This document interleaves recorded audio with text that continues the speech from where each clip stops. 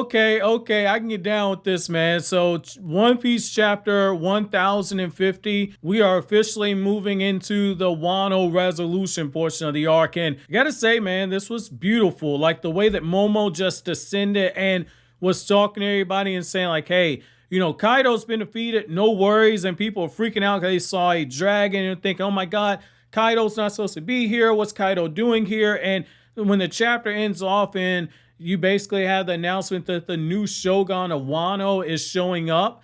I like how that's going to be a reintroduction of Momo. I thought that that was really smart by Oda right here. And I like how a majority of the chapter is just building up towards that moment where Luffy is declared the winner by the narrator. I thought it was very important to hold off on that right there in order to see more of the reactions. Great storytelling instincts right there by Oda.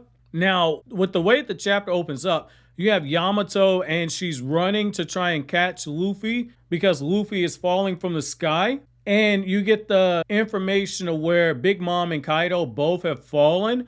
I thought that that was interesting just to see that. And it's one of those things where when you see how far they've actually fallen, you realize how hard Luffy has actually hit Kaido. That is huge. Luffy floored this man. And what I like about this is that Yamato has a moment where she's smiling down at Luffy and you know that she realizes exactly what it actually means now that Kaido has been defeated. And I like how you have this moment where at the capital and everybody is sending out their wishes and everything. You have this moment where Yasui's daughter, essentially Tengu, says that if Yasui had not done what he did, the Lights of Hope would not have been able to last as long as they did. And you have that flashback where Yasui is like, oh my God, I can't believe that you ate that smile fruit. And you see how he's essentially making the smile face and everything so his daughter doesn't feel left out. And yeah, Tengu saying like, hey, like your father, he did all this in order to try and preserve the future for Wano. And you see how Toko changes her message and she changes it where she says, I want to see daddy, to just changing it to daddy, thank you. And I thought that that was very important just to see that one moment right there where the daughter is saying thank you to daddy. And you see the contrast where her father gave up so much for Wano, for a better future for Wano. And then you have Kaido's daughter, Yamato, where Kaido tried to oppress everybody. And you just see the difference in fatherhood right there. And I like how you have this moment where they're getting the announcement that Luffy has defeated Kaido. And you have this moment where there are people that realize that Momo actually has the dragon powers as well. And that's when everything hits everybody. And they realize that they've taken down two of the Emperors of the Sea, which is one of those things where you just took down two Yonko. So you think to yourself, there's no way that could happen. And like going into it, like there are moments where I wasn't sure they're going to be able to pull this off. Like,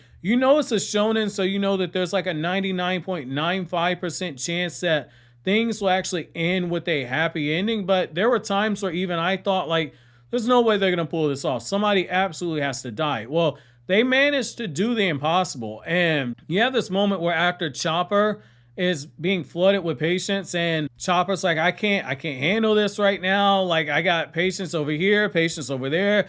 Can you guys just give me a second to catch our breath? And you have this moment where Momo is saying like, Zunesha, I'm not going to open up the borders of Wano just yet. And Zunesha says, I'm going to respect your decision. And you have a second where basically there's an earthquake and it's because the beast pirates have begun shooting off. And I like what you see here with Frankie. Like Frankie's like, yo, you guys want to go a few more rounds? It's like, I'm ready for all the smoke. Ain't no need for smoke detectors. So I'm bringing the smoke right here. And just before Frankie starts to get ready to start pummeling faces, that's when Yamato bosses up. And Yamato jumps up my list of favorite One Piece girls a little bit here because Yamato is wielding that club and she says like, look, if it was not for our leader, all of you guys would have been dead. If you still have it inside of you that you want to continue to fight for a losing cause and you want to spit in the face of that mercy that was just shown to you, I will personally take you down. And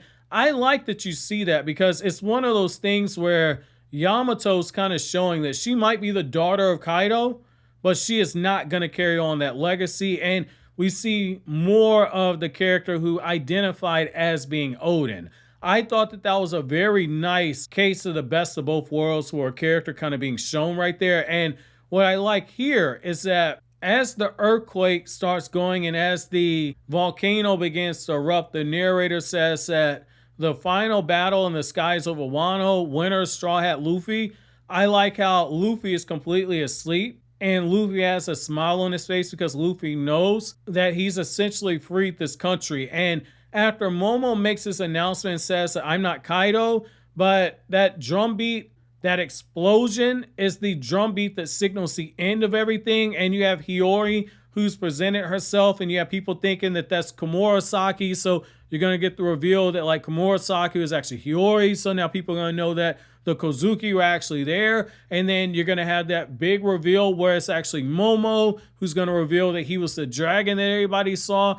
Everything is coming super full circle right here. And what's most interesting about the turn of events that we're getting is that Momo says, I'm not going to open up Wano just yet. However, eventually it's going to get opened. The only question now is, now that Kaido's been defeated, how far will the world government go? Because we know that they're scared of Luffy.